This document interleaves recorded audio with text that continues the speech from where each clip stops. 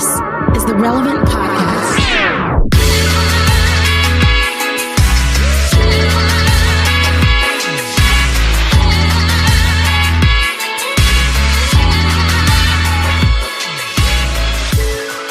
It's Tuesday, March 9th, 2021, and it's the Relevant Podcast here in Orlando. I'm your host, Cameron Strang, and joining me from Loverland, Virginia, is Jesse Carey. Hello, hello. From Austin, Texas, author, podcaster, speaker, Jamie Ivey. Hey, guys. And from Nashville, Tennessee, artist, producer, mogul, Derek Miner. Okay, it is getting near, it's March 9th. Yeah. It's March 9th. It's getting near mid-March, which, you know, down here in Florida, the sun is shining and spring breakers are starting to show up.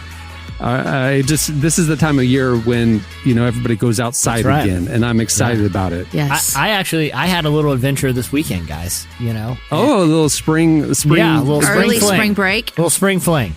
So a guy, my buddy who lives down the street, him and his wife operate like an Airbnb beach house. I live, you know, pretty close to the beach. And there's no one booked this weekend. And he invited me and two other dudes who live right here in the neighborhood. It's like, hey, why don't we go down there, have a guys' weekend, play some cards, just hang out, do nothing, you know.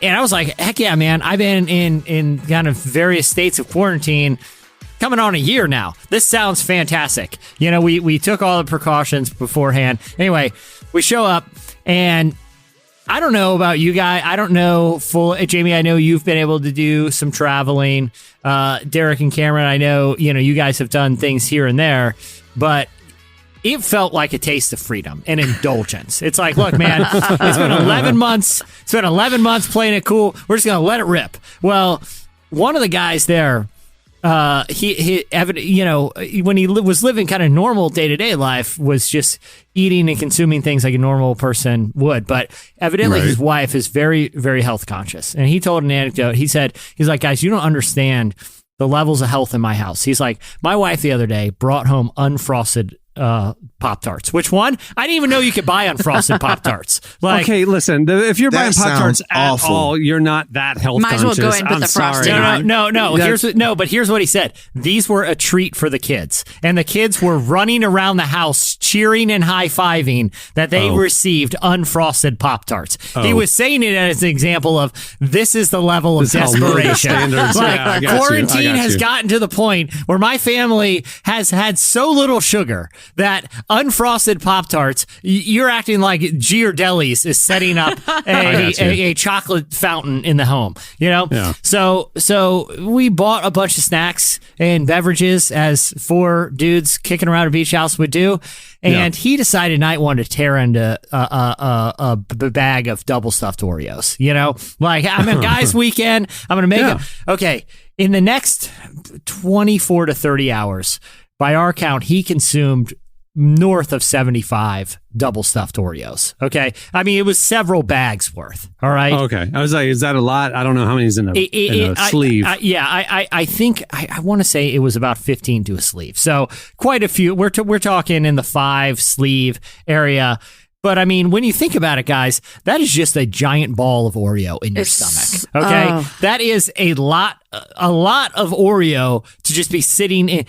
He said he woke up in the night and cold sweat, like legitimately having health concerns. Like, he said it was just like the coldest sweats he's ever had. He felt like his body was asking him, why did you do this to me? Like, what limit are you pushing by injecting me with 75 Oreos pretty much in one long sitting? You know, he said he ended up taking a hot shower thinking that would like recharge the system. He said he ended up propping himself up with pillows almost vertically in the night to try to alleviate stomach pain. Okay. Oh my goodness. So this is the lesson from all this. Yeah. Any of you guys who are merging, you know, if you're getting your vaccines or, you know, you're feeling more comfortable doing things that you were once a part of our lives, take it slow. Take it slow. Like, if you're not used to being out in the wild again, you know, ease back into the jungle. Okay. Because sooner or later, you could be like this guy and find yourself on the wrong end of 75 Oreos, having serious gastrointestinal issues. So you're saying that idea to go to that Brazilian steakhouse where they just keep bringing meat All the is meat? a bad idea? Let me say this, Derek. Yeah, the meat Let me say sweats. this. Hey, go. But just be cautious how close you're flying to that sun, okay? Because the other big casualty this is real talk. The other big casualty of COVID, it has been buffets. Like, buffets are just been off the table, even for pretty progressive states. I don't care what kind of sneeze guard you got, okay? We're talking open air food here for an aerially spread virus. When this is the problem, when buffets come back, there's going to be some people that are in the same boat my dude was in, where or a Brazilian steakhouse. They haven't had this in so long, where you can just fill up plate after plate. People are going to be hurting. Just take it cautious. Be cautious, people. That's all I'm saying. We're on the other side of this thing. We're coming up on the other side of this thing.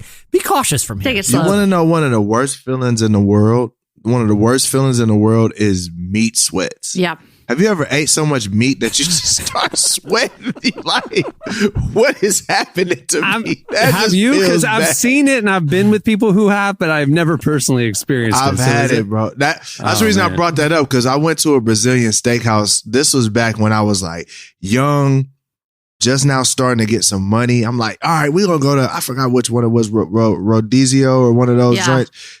Man, we And they come to your table and cut the meat right there. Yeah. You put the green or the red and they just. So that's the coming. thing. I missed the part where you can flip it to red to tell them to stop. Oh, it's So they green were all just day.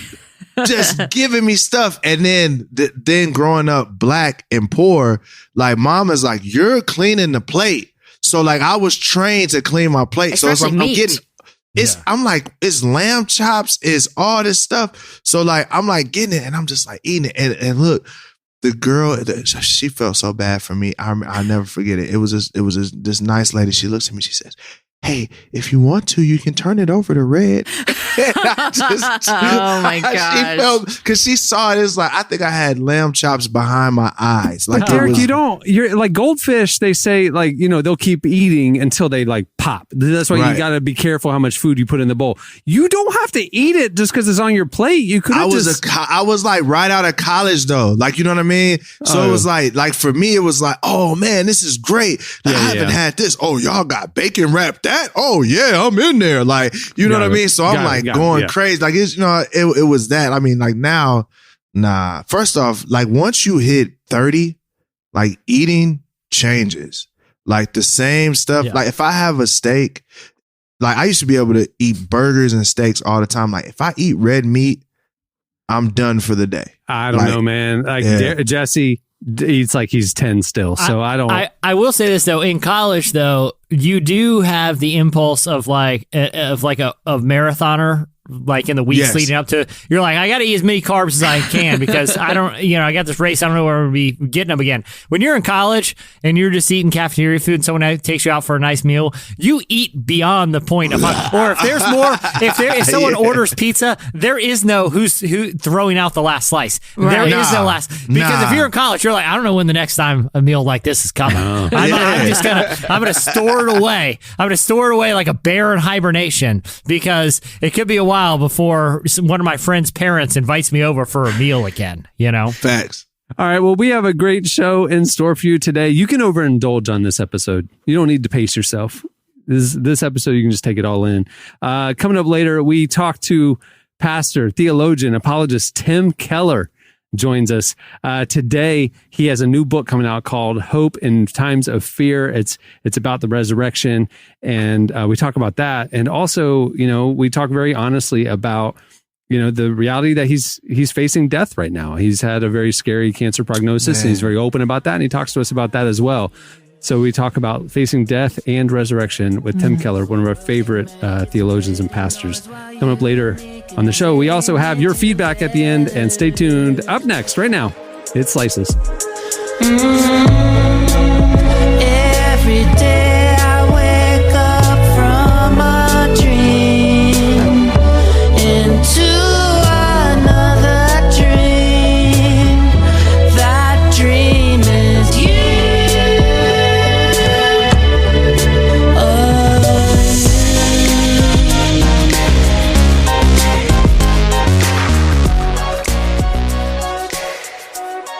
listening to Foster the People. The song is Your Heart Is My Home. Oh, it's from Jesus to us. Well, today's show is brought to you by Bombas. Bombas makes the most comfortable socks in the history of feet. It's true. They've literally rethought every little detail of the socks we wear to make them way more comfortable. I wear them every day. No lie, I have them on right now. They are absolutely my favorite socks. They don't get misshapen. They feel comfortable. They're incredible. I love my Bombas. And they do more than just keep our feet cozy. They help give back to the most vulnerable members of our community because for every pair of socks you purchase, Bombas will donate a pair to someone in need. The generosity of Bombas customers has allowed them to donate to date over 40 million pairs of socks and counting through their nationwide network of 3,000 giving partners. To those experiencing homelessness, these socks represent the dignity of putting on clean clothes, a small comfort that's especially important right now. So give a pair when you buy a pair and get 20% off your first purchase at bombas.com/relevant. That's BOMBAS.com/relevant for 20% off your first purchase. Bombas.com/relevant. Do it now. Okay, it's time for Slices. What do you have, Jesse? Well, did any of you guys see something that was kind of going viral this week? It was from TikTok. It originated on TikTok. It was a collection of 3 different videos that purported to show Tom Cruise doing a couple of various activities. One, he's playing golf. One, he's doing like sort of a close-up sleight of hand magic trick. One, he's just kind of addressing the camera, being a goofball. All of them, he addresses the camera directly. Did you guys see those videos that were going around? No. Mm-mm. So the reason they were notable is because Tom Cruise is not on TikTok. And Tom Cruise hasn't released any videos of himself golfing or doing close-up magic or goofing around in front of a cell phone camera. Deep fakes? They are very, very, very realistic deep fakes. So much so that they have passed the most detection softwares were unable to detect that they were actually fake. What? They were. Wait, can you? I don't know what that word is. You said, Cameron. So a deep fake is a technology that allows basically software to automatically switch out. It's not dissimilar from what you do on like a Snapchat face. You put someone else's face on someone else's body. Yeah, but this uses kind of facial recognition and kind of feature tracking to sync a face onto a live video. Wow. So these ones, so basically you can make people appear that they're in videos saying things that they're not actually in. Now, they were at TikTok. It was at Deep Tom Cruise. It's since been deleted since they got all the attention. They had surpassed 10 million views pretty quickly and started drumming up a lot of media attention. But along with all that media attention was a lot of concern of, okay, if these videos, and when you're watching, it's unsettling because it's hard for a casual viewer, much less an expert, to make the determination that you're not actually watching Tom Cruise. He's someone that we're all are familiar with and his mannerisms because he's been in movies. He's been a part of our lives for so many years. But oh my God, I'm looking at it now. Here is the other aspect of that story that I think is noteworthy. This is not so much a warning about the current ability of deepfake technology, but it looks like it might be a warning of what is on the near distant but distant horizon. Vice did a little deep diving to find out who was behind it, and actually found out it was a special effects artist who works for a well-known studio called Deep Voodoo Studio, who've actually done a lot of work professionally for TV programs. So these are professionals. And not only that, for these videos, they actually hired a very well-known Tom Cruise impersonator to portray Tom Cruise to make sure that they had the mannerisms right, and also so that the deep fakes could be applied more seamlessly. And so what that kind of tells is, look, the technology might not be at the place where the average Joe or Jane could buy off-the-shelf software and produce these and trick the masses. But with the right technical know-how and the right use of professionals, it is possible. And it's only really a matter of time before, just like any technology, what is seen as the professional standard will be available at the consumer level. So it is something that I think there are, obviously security concerns, a lot of ethical concerns. I mean, the obvious example is what if you had some foreign dictator, what if there's a deep fake video of them saying, I'm nuking this country and it causes an international issue. But also, I mean, think about it. We're in the church world. We saw what happened with, like a Rob Bell back in the day where, we just talked last week on the show about the kind of quick trigger cancel culture of all it takes is one ministry leader saying something outrageous while they're, maybe out of the country or something and unable to issue some sort of clarification. It really ruined people's reputations as well. So even think about the legal implications, because like right now, like video footage of somebody committing a crime is evidence to convict, played during the trial. And now if like we can't believe actually that video is true, that's going to actually really change, I don't know, like concrete evidence type stuff. Like so-and-so absolutely did or didn't do this thing. You don't know anymore. You just don't know. Sounds like that's a Black Mirror episode or something. Like you just like, what's happening? But it's real. Well, speaking of that, there is actually a group that is called My Heritage, and they're an ancestry site. Yeah. And they are talking about, they actually announced it, a new service where you can animate faces of people who are in still photos. To kind of see. They freaking did it to Frederick Douglass. Yeah, I seen that. Yeah. And so, brings them to life. Yeah. So if you had, like, let's say, Jamie, you uncovered like a box of old photos of like your great grandparents or something, this site, you could, conceivably pay them to animate or apply essentially the same kind of basic technology as deepfake videos to make those photos come to life, to see what that deceased relative would have actually moved and talked like. So, I mean, speaking of Black Mirror, I mean, that is almost the plot of a Black Mirror. The one with their husband. Yeah. Whew. But you've seen, I don't know if you, there's a database. I just looked this up because I remember looking at the article not long ago. Facebook just released a database of 100,000 deep fakes. Like, so like a lot of the, well, not necessarily, and I guess it's not deep fakes, but Facebook has had so many people's like facial features and all of that now, places like Russia or I mean, maybe even us have went through all of Facebook and are making new faces out of all of the faces that are on there. So it's like creating new pictures of people based off of the features of the people that are already there. So we're stepping into a new world. Yeah. Where you don't even know if a person is a person. Now, I mean, that's honestly why I don't really take a lot of social media stuff seriously. I'm like, I literally don't even know if you are who you are. Like, remember when the show Catfish came out? Yeah. Right. That was like, that was a big deal. Like, there were people that were playing. Yeah. Like, now, like, you could legit, like, create a brand new face and then be someone else online. It's like, so I'm like, I'm not taking anything crazy. Like, I don't even know if you are who you are. Man. Yeah. I don't like it. All right. What do you have, Jamie? All right, I got this. We all know that what happened on January 6th was, monumental in our country. And I think it also is a moment in time where a lot of Christians said, you know what, I think there might be something to this Christian nationalism that people are talking about.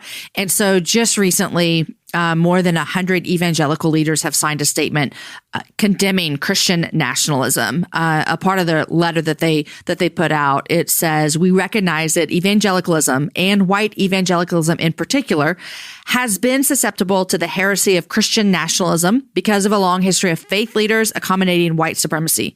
We choose to speak out now because we do not want to be quiet accomplices in this ongoing sin. And the letter is really long. You can see it on the Relevant Magazine webpage. It's really long, but it really, it notes that this mob was incited by former President Donald Trump, and that there's all this paraphernalia, which I just had someone on my show that I host, and they did a breakdown of what is Christian nationalism. And one of the things that he brought to the table was that it uses the iconography of the cross, but has contempt for the way of the cross. And what he meant by that is like, the cross of Jesus as our faith is meant to like lay down your life and meekness and servanthood. But this Christian nationalism is like the cross is strong and we will fight and we will defend and we are warriors. And so kind of mixing all of that together is this Christian nationalism. And so there is kind of this, I wouldn't call it a petition, but this letter where you can sign this and say, I'm actually condemning Christian nationalism, and how it affected January 6th and how it's going to continue to affect our country and our faith in Jesus if people continue to keep going this way of blending the two, faith and politics together. So, and we talked about this a little bit last week with, J.D. Greer and the SBC. And so it's out there. You can see it on the webpage as well. Yeah, it's interesting just to see this, like we said last week, like this pendulum swing back. That's like maybe in hindsight, we need to reevaluate the role of our faith as it applies to the public square and to politics and things like that. So it's good that we're having this conversation, kind of as a postmortem, maybe, and figure out a new way forward. It's good. All right, what do you have, Derek? Yeah, so everybody knows I'm a superhero buff, and of all of the movies, well, I know you're buff, and I know you like superheroes. So I'm saying, no pain, no gain, baby. You guys know me. I'm a buff superhero fan.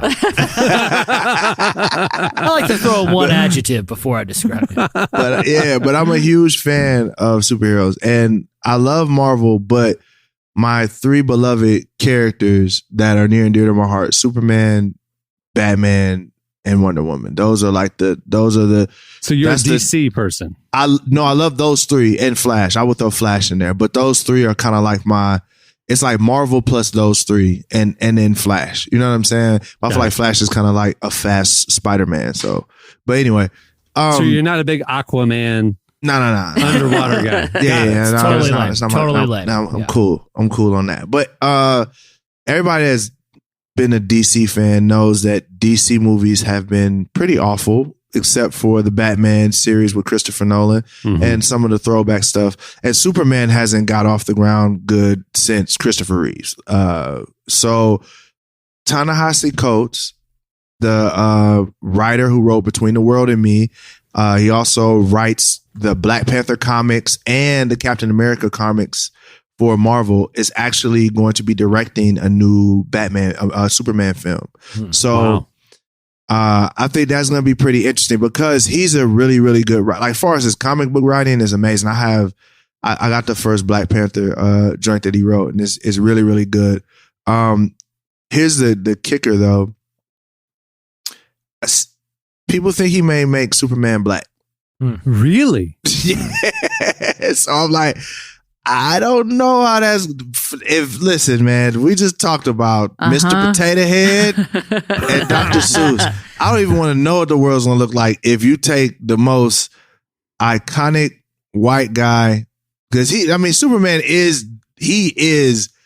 Make America Great Again character. Like, I wouldn't think he would be, problematic, but he is from Kansas, rural Kansas, back in the day. So, I don't know. Yeah. From like I think 1910, 1920. So, but the thing about making him black, I don't even know how that would be hard for that narrative to work. They'd have to change some pretty integral stuff to the story. Would they change the backstory, or who knows, right? I guess. But I don't know. Interesting. But he hasn't said he's going to do that. There's just speculation that he's going to do that. But that's the obvious assumption. Black guy is going to be writing about Superman. I bet he's going to make him black. You know what I mean? But he hasn't actually said that. But I don't know. And I think it's going to be interesting, though. Yeah, I haven't read. I'm here for it. I haven't read his comic book work, but I do know, no matter what creative decisions he'll make with the Superman character in particular, he'll find a way to. I feel like kind of even if he makes some provocative creative decisions, we'll find a way to challenge the reader with his own justifications for those decisions within his writing.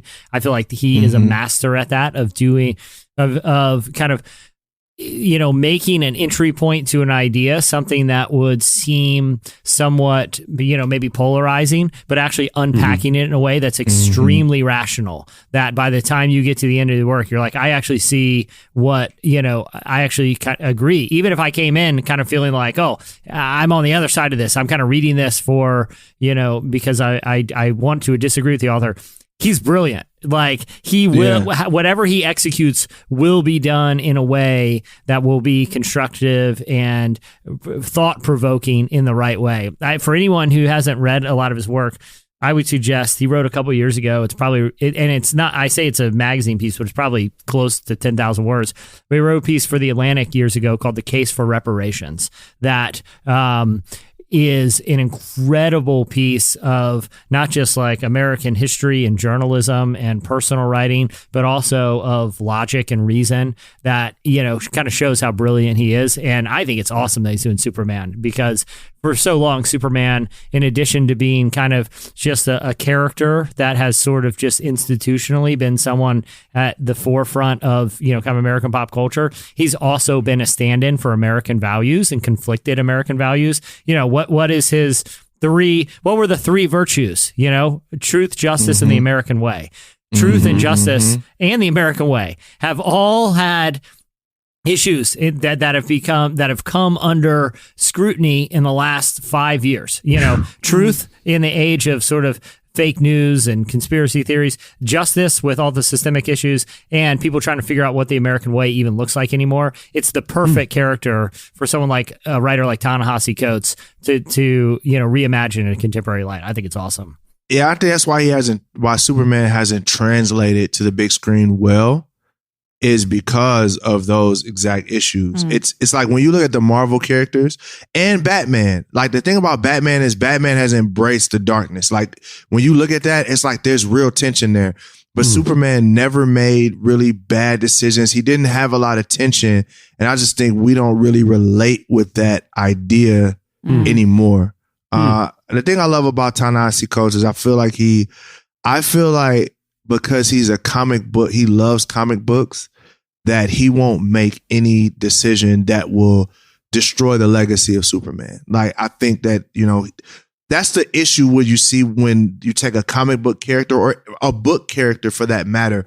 If you're not a fan of the book, when you try to make it into film, it really leads to some really wonky things that can happen. So, that's why I think the Walking Dead series was really well, because Kirkman was there through most of the process. Or Game of Thrones went really well because the writer there, they would always consult him on how these characters should come to life. So I think Ta-Nehisi will do a great job. Hopefully it gets greenlit and they see it sees the light of day. All right. Well, there you go. That'll do it for Slices. Stay tuned. Up next, Tim Keller joins us. Breaking down on my birthday, 0 to 60 by Thursday. Really should have fixed my rear view. I backed into my teacher at the drive-thru. Now she's so banged up, but I just can't lie. You're listening to My Key. The song is Mazda 5. It's featuring Marinelli. Well, today's episode is brought to you by podcast creation platform Anchor. If you haven't heard about Anchor yet, it's the easiest way to make a podcast. First of all, it's free. There are custom tools that allow you to record and edit your podcast right from your phone or computer. Anchor will then distribute your podcast for you so it can be heard on Spotify, Apple Podcasts, and every major platform. The cool thing is you can also make money from your podcast with no minimum listenership. It's everything you need to make a podcast in one place. Download the free Anchor app or go to anchor.fm to get started. Well, Tim Keller is a theologian, mentor, teacher, and best-selling author.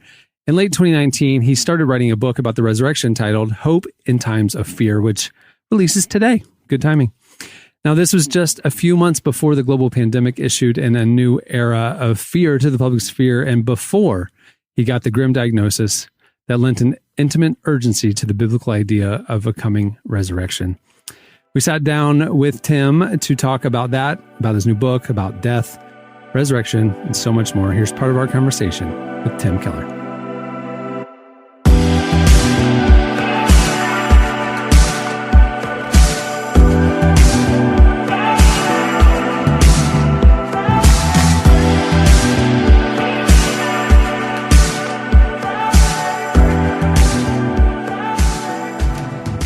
So you started the book on the resurrection before all this. Yeah. You're continuing to work on it in the midst of some of this how does the tenor of what you're writing change as these experiences, your diagnosis, COVID, I know you addressed some of the racial protests that happen as well in the midst of all this too. How does that change what you think the book is going to be, or does it? Well, it didn't change the theology, fortunately. In fact, that's the way you get your ability to face death. You just draw on what you already believed about resurrection, new heavens, new earth. But the great thing about it was that it gave, first of all, I was able just to say in the book, so it's in the printed book as it's coming out now, that I've got cancer, and that I found out about it while I was writing the book. So that creates a little more interest, I guess, maybe on the part of readers. And then, of course, then I was able to draw on some experiences.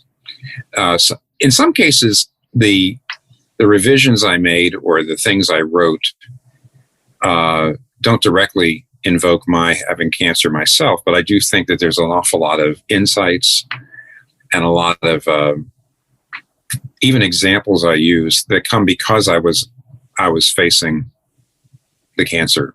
So there's indirect and direct ways in which it really transformed the book. There are some direct places where I talk about it, which probably is kind of helpful for the reader and makes them, wow, he's writing this book when he's got cancer, so it's poignant. But most of it was, I think I was just more alert to the power of this doctrine. I was more alert to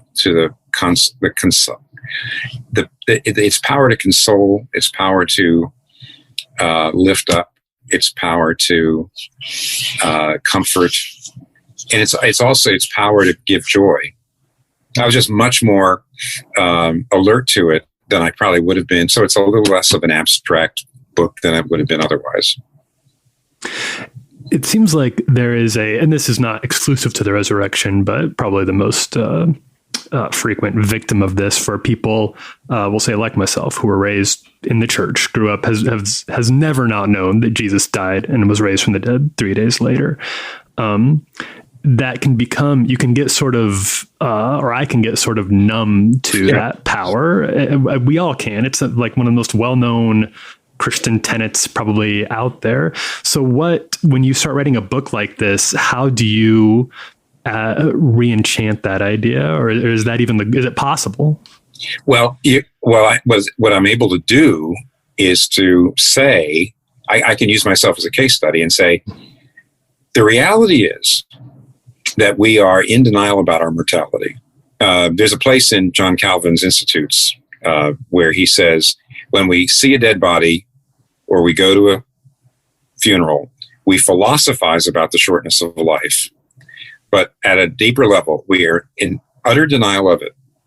So there's no fact in which is a greater disconnect between what you admit and say in your mind and what your heart actually believes and how you actually function. He says, because basically we all function as if we're going to live forever. We are in deep, deep denial about it. When you do get the kind of diagnosis that you may die within months or weeks, that I did, you suddenly realize, you know what? I didn't really believe I was going to die. I really didn't. And then I can say, I think this is probably true of you, or at least plenty of you. And I want you to know that this doctrine actually works. It's got a power, but you're not drawing on it at all. Okay, so that's what I say in the book. That's what I'm saying to you. And I think what that does is it doesn't necessarily immediately get you out of your own denial of mortality, but it actually does give you greater respect for the power of this doctrine, and you're going to I think cherish it more, study it more, value it more. But you still can't draw on it till you actually need it. And my wife, when I say that, my wife Kathy often says, God doesn't give you the strength to face a trial ahead of time. So whenever somebody says to her, or to me now, because I learned this from her, from pastoring somebody, if somebody says, I just don't believe I have the strength to face that if that happens. And our answer is always, of course you don't, because why would God waste that? Why would he give you strength ahead of time? It comes from him. It's not something that sits around a bank or something. So it's almost impossible, I think, to have enough strength to face something ahead of time. But there are ways of, I think, preparing for it. And therefore, I do think that, and this book is in some ways preparing people for a lot of the inevitable things that are going to happen, including their death, because death's going to happen no matter what. So the two things I try to deal with in the book, using the doctrine of the resurrection, are the loss of any hope for the future, really, or at least a declining hope, and the reality of your own death. And you put together, you really can't live life without this doctrine. Mm-hmm. So it's fairly straightforward to think about how the doctrine of resurrection impacts your notion of your own mortality. What impact does it have on the broader, the culture of fear and sort of hopelessness that you're discussing there? What's the impact? You have at least 4 views of history I can think of out there. And the only one that I think is realistic and hopeful is the Christian one. So the Greeks and the Romans believed in, that history was going anywhere. Every so often there'd be a kind of breakdown and a conflagration, and there would be a restart. It wasn't just the Greeks and the Romans. I don't know if you know the old Northern European mythologies about all the gods. They believed in something called Ragnarok, which of course Marvel Avengers has taken over. But it was a place where Twilight of the Gods, which was a place where there's going to be a big battle in which many of the gods or most of the gods and the heroes would die, and then there'd be a kind of reboot of the world. The modern idea, the Enlightenment idea, that things are going to get better and better through reason and science, so that every generation, it's actually Hegelian too, that there'd be, a thesis and then an antithesis and then a new synthesis, and then there'd be another fight and there'd be a new synthesis. The Christian view is after death comes resurrection. See, the Christian view is not going like this. The Christian view is that in the long run, there will be a resurrection, new heavens and new earth, but that the way forward is death and resurrection. Bad things happen, and God brings good out of it. Bad things happen, God brings good out of it, all the way to the very end.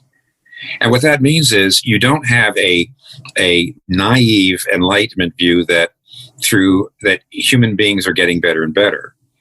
Christianity allows for really dark ages. For very bad times. It believes much more in, you might say, a V-shaped, hopeful future, rather than a straight line.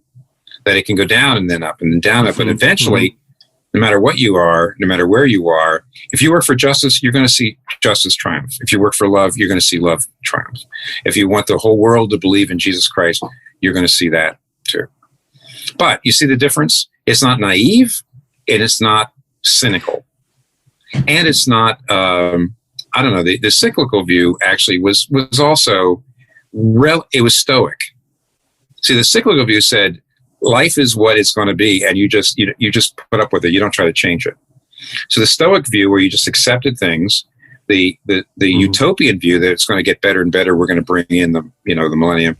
The super cynical view said just go out and have a good time, because really there's nothing you can do about it, as opposed to Christianity. That's what I'm trying to get across. Only the Christian view, I think, is realistic and hopeful at the same time.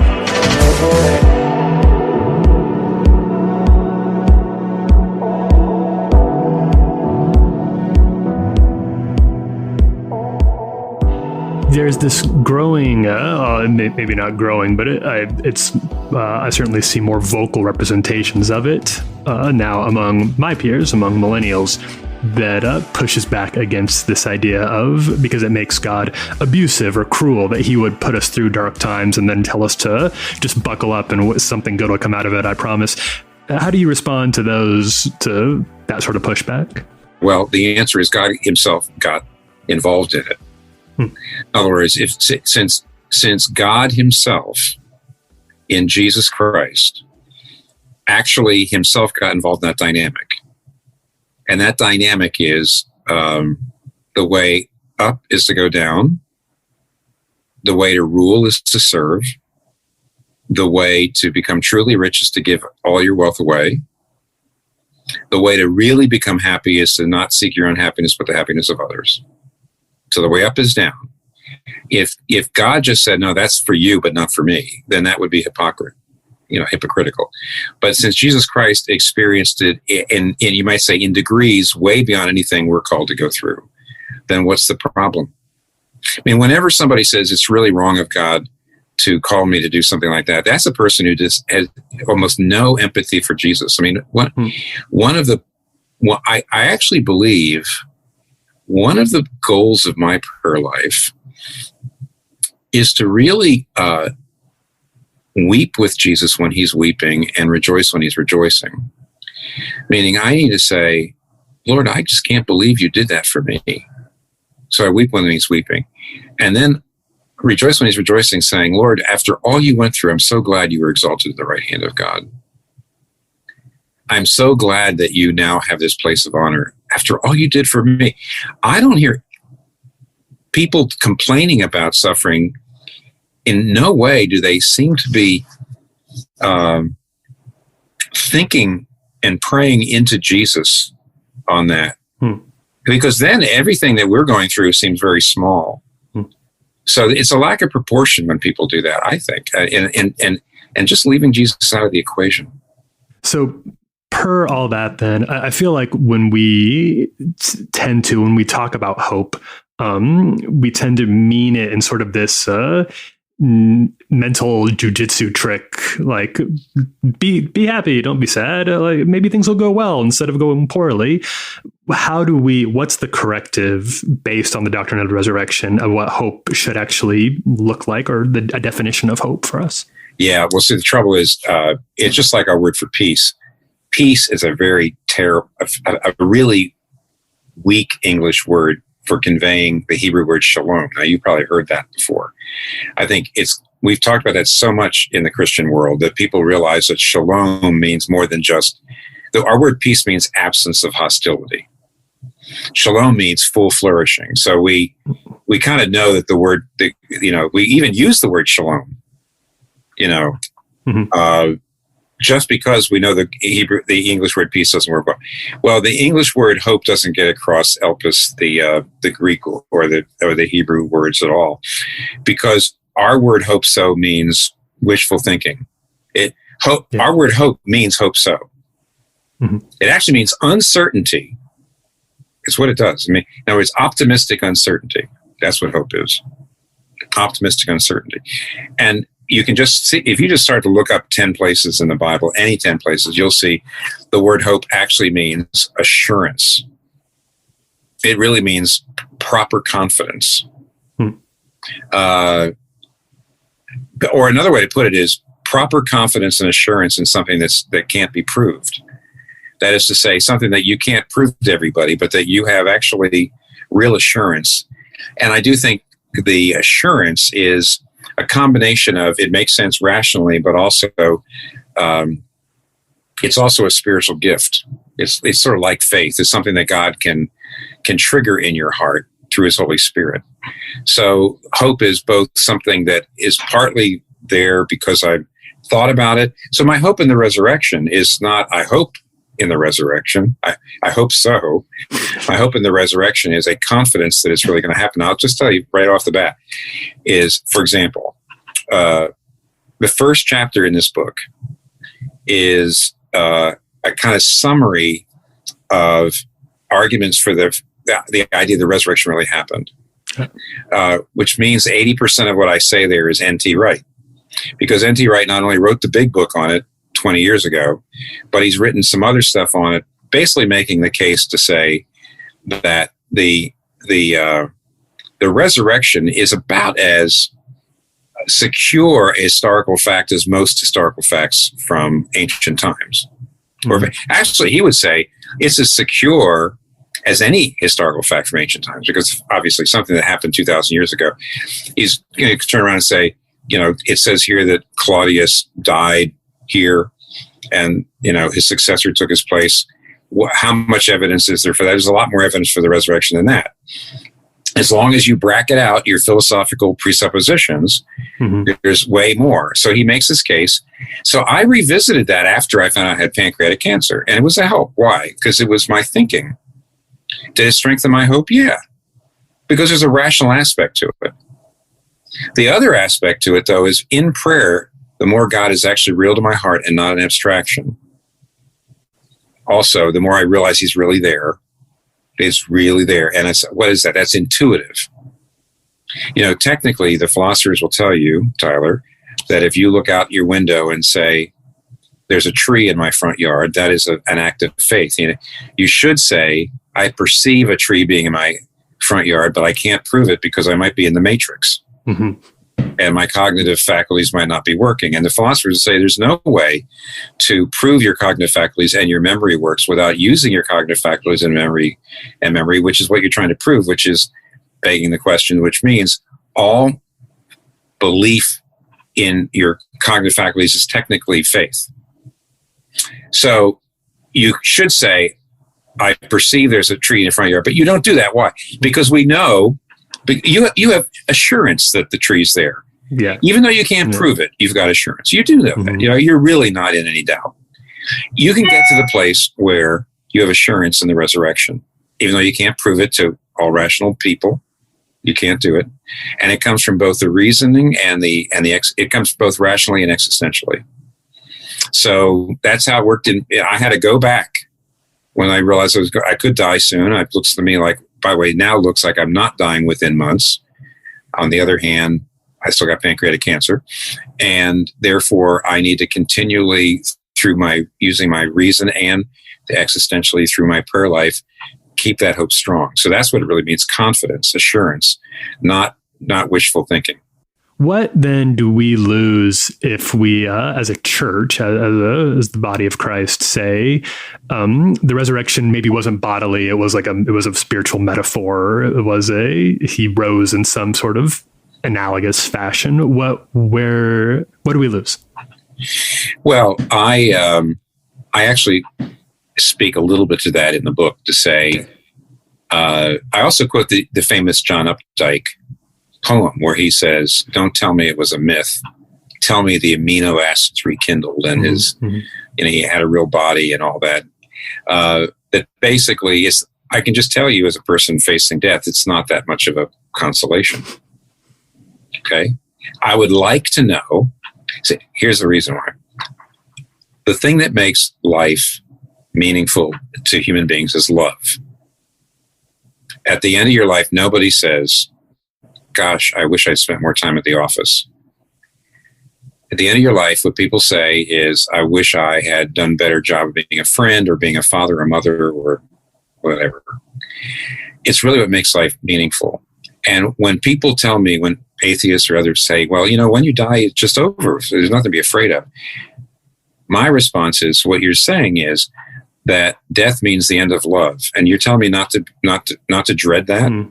Give me a break. Mm-hmm. If I know there's love on the other side of death, I can face it.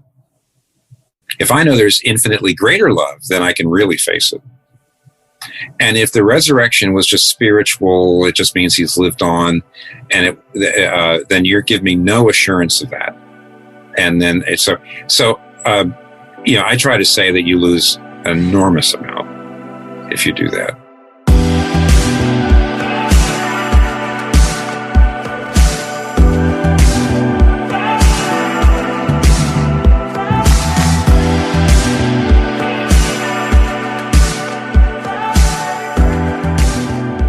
That was Tim Keller. Now check out his new book, Hope in Times of Fear, wherever you get your books, and comes out today. And also read more of that conversation in our feature with Tim in the brand new issue of Relevant. It's available for free and ad-free right now, presented by our friends at UHSM. Go check it out, relevantmagazine.com. Click on the magazine tab, and more of that conversation with Tim Keller is right there. All right, stay tuned. Up next, it's your feedback.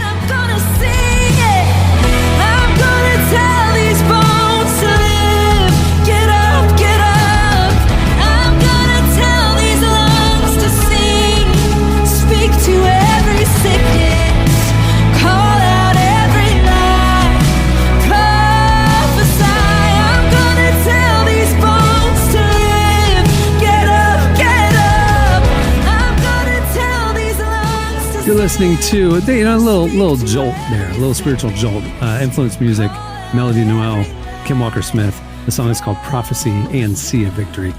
It's great. It's from the Live at Church mixtape, Volume 2. Check it out. Okay, it's time for your feedback. Last week, we got talking about regrettable former hobbies like rollerblading. And we wanted to know some of your regrettable former hobbies. You hit us up on Twitter at Relevant Podcast, and you also posted on the episode post on Relevant's Instagram account. Here are some of our favorites. I love Ben because this is such a weird hobby, but I could see you be like, oh, that'd be kind of cool. Ben said he bought an old antique clock to restore. Antique clock restoration. What an interesting hobby. He said, I've owned it and a book about how to do it for 8 years. So far, I took the inside clock gears out and finally gave up and threw them away. Good for you, Ben. At least you knew when to call it quits. But I bet disassembling it was at least kind of fun. You know, John B said, we did our own Dead Poet Society midnight readings in a tunnel under the school in a failed bid to impress the girls. The night ended with an encounter with campus police. Of course it did. And the campus police are like, nerds. You know, Leave them alone. we thought you were doing something cool like partying down here. You're reading poetry? Get out of here. That's funny. Yeah. That's funny. Brendan Spencer said as a kid, he was super into Pokemon and some other cards I never heard of. Yu-Gi-Oh, or I don't even know. Yu-Gi-Oh. Yeah. Which none of those were allowed in his house because his parents probably thought Pokemon and Yu-Gi-Oh were straight from the devil. So he said he would stay up late to watch the show so he could copy down his own index cards, and he still has them all in his room. Oh no. He literally would copy them all. Hey, the whole NFT thing or whatever, card collecting. Have y'all seen what's going on with card collecting, including It's crazy. Pokemon cards? I don't even know about this. Literally, Jamie, the value of them is insane because it's a commodity where there's a limited number of these things and demand, more people and want it, so the price goes up, right? My kids used to have binders of these and I probably made them throw them away.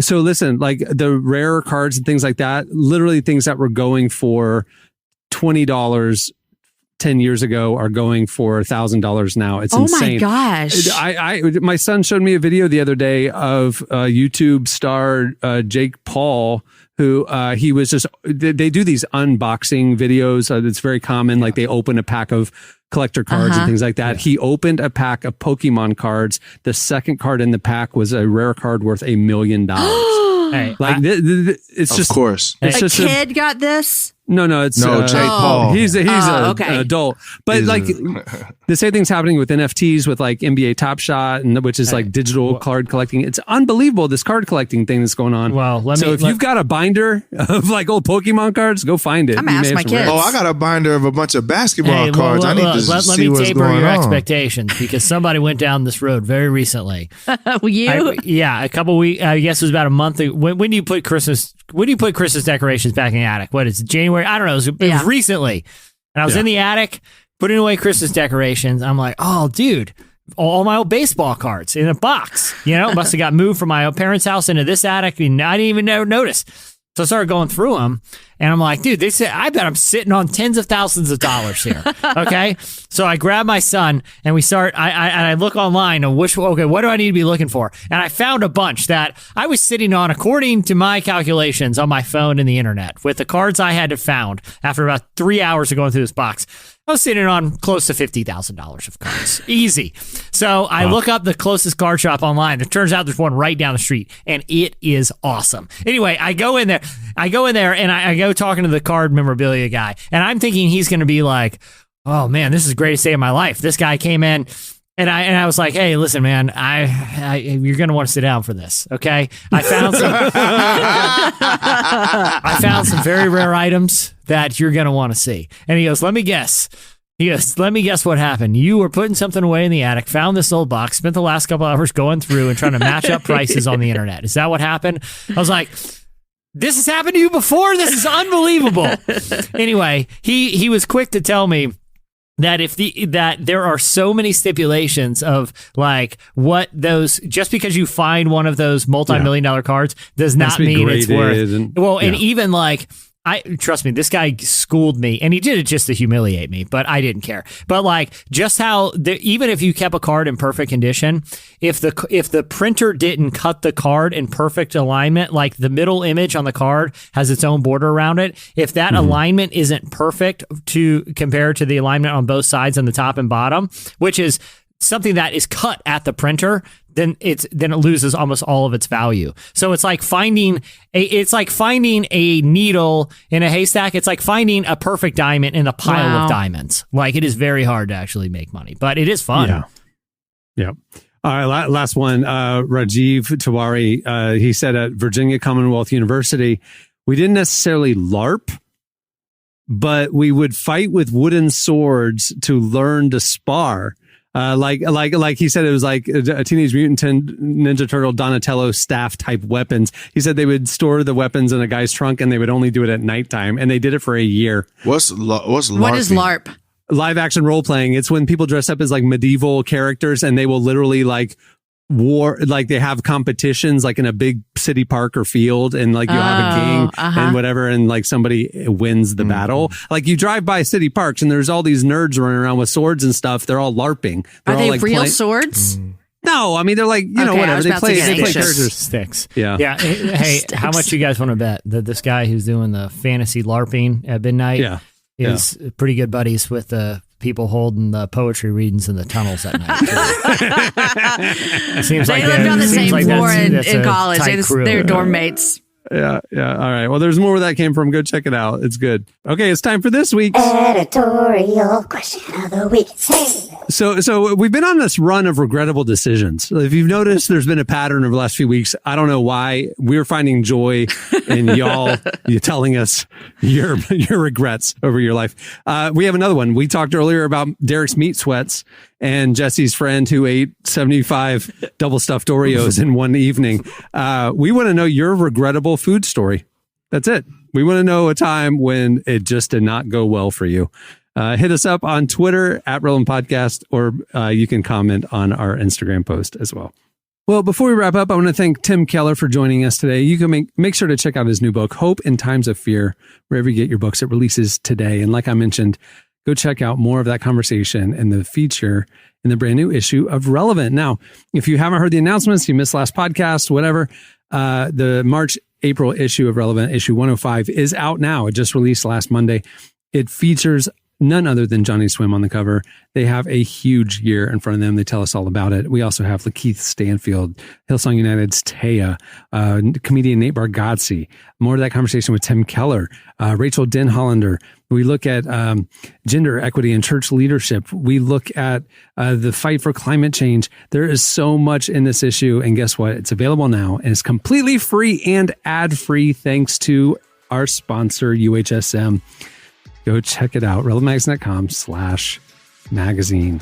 On that note, we'll wrap it up. I'm Cameron Strang. I'm Jesse Carey. I'm Jamie Ivey. I'm Derek Miner. We will see you next week. Guys, on the next show, we have a big announcement about the podcast. It's very exciting. Have a good week, everyone.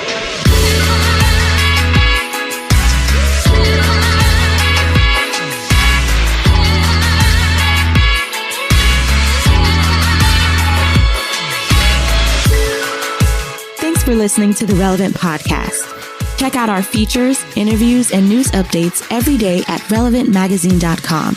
And make sure to follow Relevant on Facebook, Twitter, and Instagram for the latest. For more great podcasts, browse the shows on the Relevant Podcast Network, which you can find at our site. And while you're there, don't miss the all-new era of Relevant Magazine. A new issue releases every other month at relevantmagazine.com.